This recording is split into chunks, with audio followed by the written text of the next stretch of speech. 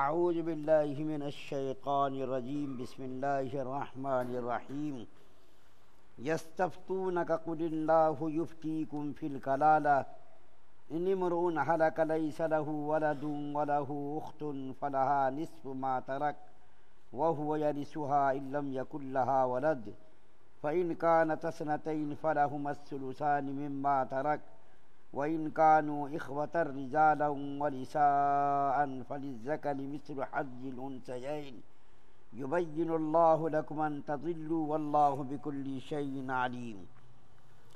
لوگ آپ سے حکم دریافت کرتے ہیں، آپ فرما دیجئے کہ اللہ تعالیٰ تم کو کلالہ کے بارے میں حکم دیتا ہے۔ اگر کوئی شخص مر جاوے جس کے اولاد نہ ہو اور نہ ماں باپ اور اس کے ایک عینی یا اللہ کی بہن ہو تو اس کو اس کے تمام ترکے کا نصف ملے گا، اور وہ شخص اس اپنی بہن کا وارث ہوگا اگر وہ بہن مر جاوے اور اس کے اولاد نہ ہو اور والدین بھی نہ ہو، اور اگر بہنیں نہ ہوں یا زیادہ ہوں تو ان کو ان کے کل ترکے میں سے 2/3 حصہ ملیں گے، اور اگر چند ہوں وارث بھائی بہن ہوں مرد اور عورت تو ایک مرد کو 2 عورتوں کے حصے کے برابر۔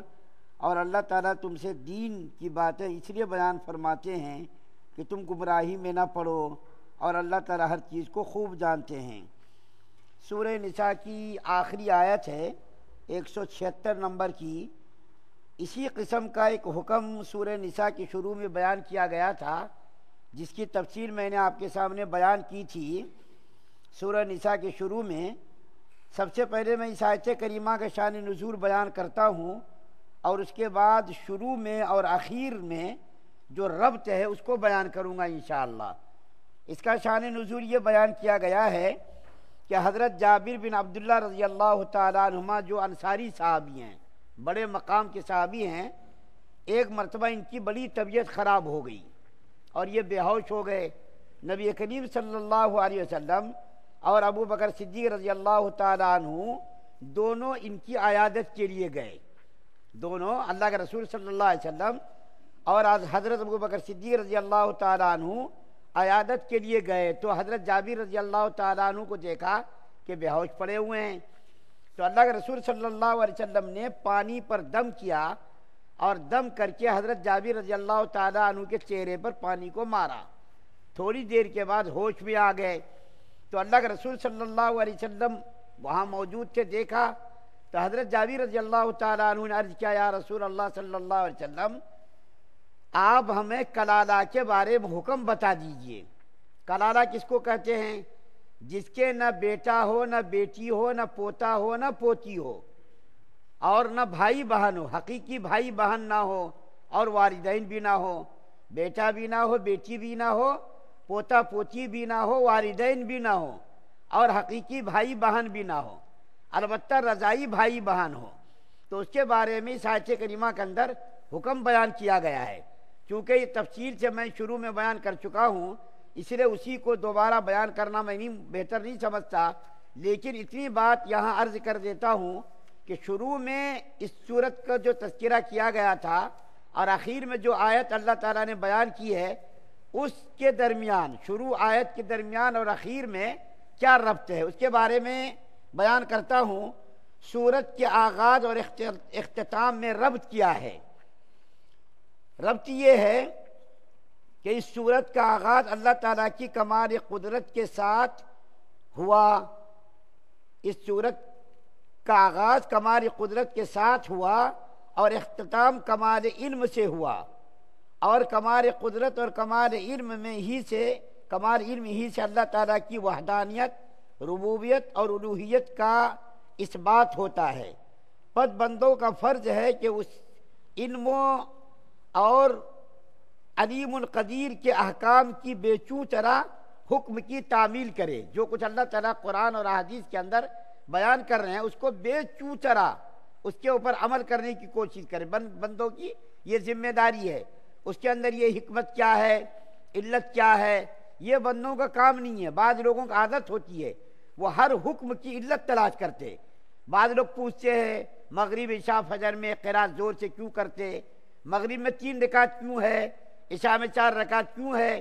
اس قسم کا حکم اس قسم کا چوں چرا کرنا یہ بندوں کی بندگی کے بالکل خلاف ہے۔ بندوں کا کام یہ ہے کہ جو اللہ تعالی حکم دے اس حکم کو بے چوں چرا مان لینا۔ شیطان کیوں گمراہ ہوا؟ اسی لیے تو گمراہ ہوا نا۔ اللہ تعالیٰ نے فرشتوں سے حکم دیا فرشتوں کو کہ آدم علیہ السلام کو سجدہ کرو، تو فرشتوں نے تو سجدہ کیا، شیطان نے انکار کر دیا۔ اللہ تعالیٰ نے پوچھا کہ بھئی تم نے کیوں نہیں سجدہ کیا؟ آدم علیہ السلام کو میرا حکم تھا اور میرے حکم کی تعمیل کیوں نہیں کی؟ تو فرشتوں نے تو سجدہ کر لیا اور شیطان نے سجدہ نہیں کیا۔ ان سے جب پوچھا گیا کہ تم نے سجدہ کیوں نہیں کیا، تو اس نے کیا کہا کہ میں آگ سے بنا ہوں، آدم علیہ السلام مٹی سے بنے ہیں، اور آگ افضل ہوتی ہے مٹی سے، اور افضل ہو کر کے میں غیر افضل کو کیوں سجدہ کروں؟ تو دیکھیں اللہ تعالیٰ نے اس کے ساتھ کیا معاملہ کیا، راندے درگاہ کر دیا، اپنی رحمت سے ان کو دور کر دیا، جنت سے ان کو خارج کر دیا، اور ہمیشہ ہمیشہ کے لیے اپنی رحمت سے دور کرنے کے ساتھ اس کو ملعون اور مردود بھی قرار دے دیا۔ تو اللہ تعالیٰ آخر آیت میں کیا فرما رہے ہیں کہ یہ احکامات اس لیے بیان کیے جا رہے ہیں تاکہ تم گمراہ نہ ہو جاؤ، ہر حکم کو اللہ تعالیٰ بیان کر دیتے۔ بعض لوگ یہ دریافت کرتے ہیں کہ کتا پالنا کیوں حرام ہے، بعض لوگ یہ دریافت کرتے کتا پالنا کیوں حرام ہے، تو صرف یہ ایک مرتبہ حضرت تھانوی رحمۃ اللہ علیہ ریل میں سفر کر رہے تھے، ایک جنٹل مین آدمی اپنے پاس کتا رکھے ہوا تھا، اس نے پوچھا حضرت آپ عالم ہیں بتائیے کتا پالنا کیوں ناجائز ہے؟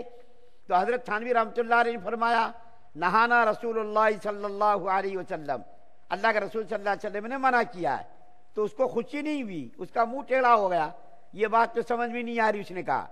تو حضرت تھانوی رحمۃ اللہ علیہ نے فرمایا کہ کتا پالنا اس لیے حرام ہے، اس کے اندر مروت نہیں ہوتی، اس کے اندر اپنی برادری اپنی قوم سے اس کو تعلق نہیں ہوتا، کتنا بڑا بھی مردہ اگر اس کے سامنے ہو کر تک میں اکیلا کھاؤں، اور خدا نخواستہ دوسرا کوئی کتا آ گیا تو اس کو بھوک کر کے بھگا دیتا، اس کے اندر مروت نہیں ہوتی، ہمدردی نہیں ہوتی، وہ یہ چاہتا ہے کہ بس میں اکیلا ہی پورا مردہ کھا جاؤں۔ اس لیے اللہ کے رسول صلی اللہ علیہ وسلم نے منع کیا، تو وہ آدمی خوش ہو گیا، جنتل مین خوش ہو گیا، ہاں یہ بات سمجھ میں آئی۔ عقلی دلیل جب دی گئی تو اس کو سمجھ میں بات آ گئی، نقلی دلیل قرآن حدیث کی بات بتائی تو اس کو بات سمجھ میں نہیں آئی۔ بہت سارے لوگ ایسے ہیں جو ہر حکم کی جو اس کے اندر علت تلاش کرتے، اور جو ہے اس کے ساتھ نکاح کرنا کیوں حرام ہے، اس کے ساتھ کیوں جائز ہے، اس قسم کی باتیں کرنا یہ گمراہی کا دروازہ کھولتا ہے۔ اس قسم کی باتیں کرنا، چوں چرا، یوں کیسا ہوا، وہ کیسا ہوا، یہ ساری چیزیں گمراہی کے لیے کیا آدمی کے لیے راستہ کھولتی ہے۔ تو اللہ اور اس کے رسول نے جو کچھ کہہ دیا تو کہہ دیا۔ ایک حدیث میں بیان کر کے ختم کرتا ہوں، اللہ کے رسول صلی اللہ علیہ وسلم کا ایک بیٹا جو ماریہ قبطیہ جو باندھی تھی، اس کا بیٹا انتقال کر گیا، تو وہ ہر وقت روتی رہتی تھی اپنے بیٹے کی جدائی میں۔ ظاہر بات ہے جب چھوٹا بچہ ہو اور ایک ہی اولاد ہو، ایک اولاد اگر کسی کو ہو، ہر وقت ماں باپ اس کے لیے پریشان رہتے، کہیں گئے تو پریشان رہتے، اسکول گئے تو پریشان، کالج گئے تو پریشان، کچھ ہو گیا کیا، وقت پر اگر نہیں آیا تو ماں باپ کو پریشانی رہتی۔ تو حضرت ماریہ قبطیہ رضی اللہ تعالیٰ عنہ ہر وقت روتی رہتی تھی۔ ایک مرتبہ اللہ کے رسول صلی اللہ علیہ وسلم نے فرمایا اے ماریہ قبطیہ اگر تم کو ہو تو میں تمہارے بیٹے کو دعا کر دوں جنت اور تمہارے درمیان جو فاصلہ ہے اللہ تعالیٰ اس فاصلے کو ہٹا دیں، اور تم اپنے بچے کو جنت میں کس آرام راحت کے ساتھ ہے اس کو تم دیکھ لو۔ اللہ کے رسول صلی اللہ علیہ وسلم نے فرمایا ہم اور آپ ہوتے تو کہتے کہ ہاں یا رسول اللہ دعا کر دیجئے، ہم جنت کا منظر تو دیکھ لیں گے، ہمارا بچہ کس حال میں وہ تو دیکھ لیں گے۔ لیکن ماریہ قبطیہ رضی اللہ تعالیٰ عنہ نے فرمایا یا رسول اللہ آپ نے کہہ دیا تو بس یقین ہو گیا، آپ کے کہنے پر مجھ کو یقین ہو گیا، اطمینان ہو گیا، ہمارا بچہ جنت کے اندر آرام سے ہے۔ یہ اگر میں کہوں گی کہ آپ جنت اور میرے درمیان جو فاصلہ ہے آپ اس فاصلے کو دعا کر کے ہٹا دیجئے، میں دیکھ لوں گی، دیکھ تو لوں گی، لیکن میرا ایمان کہاں رہے گا؟ ایمان تو ہے غیب کی چیزوں کے ماننے کا نام، غیب کی چیزوں کے ماننے کا نام ایمان ہے۔ آپ نے کہہ دیا میں نے مان لیا، اور اگر میں کہوں گی ٹھیک ہے آپ دعا کر کے ہمارے اور جنت کے درمیان جو فاصلے ہیں ان فاصلوں کو ہٹا دیجئے، میں دیکھ لوں گی، دیکھ تو لوں گی، لیکن میرا ایمان کہاں رہے گا؟ آپ کی باتوں میں جو یقین کرنا چاہیے وہ یقین نہیں رہے گا۔ تو بہرکیف اللہ تعالیٰ جو حکم دے رہے بندوں کو، اس حکم کو ماننا بے چوں چرا، علت تلاش کرنا، حکمت تلاش کرنا، یہ مومن کی شان نہیں ہے۔ مومن کا کام یہ ہے جو حکم دیا گیا اس کو کر لینا چاہیے۔ صحابہ کرام کے سامنے شراب کی حرمت نازل ہوئی، جیسے ہی شراب کی حرمت نازل ہوئی، صحابہ کرام نے شراب کے مٹکوں کو، برتنوں کو توڑ کر کے بہا دیا۔ ایک صحابی جو شام گئے تھے، بہت بڑا کاروبار تھا ان کا، لاکھوں روپے کی شراب لے کر کے آ رہے تھے، راستے میں اس کو کسی نے کہہ دیا، رے شراب تو حرام ہو گئی۔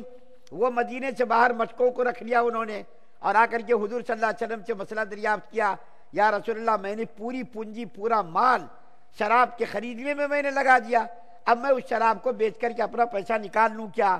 اللہ کے رسول صلی اللہ علیہ وسلم نے فرمایا نہیں، اب وہ شراب کی حرمت نازل ہو گئی، اب اس کو تم بہا دو۔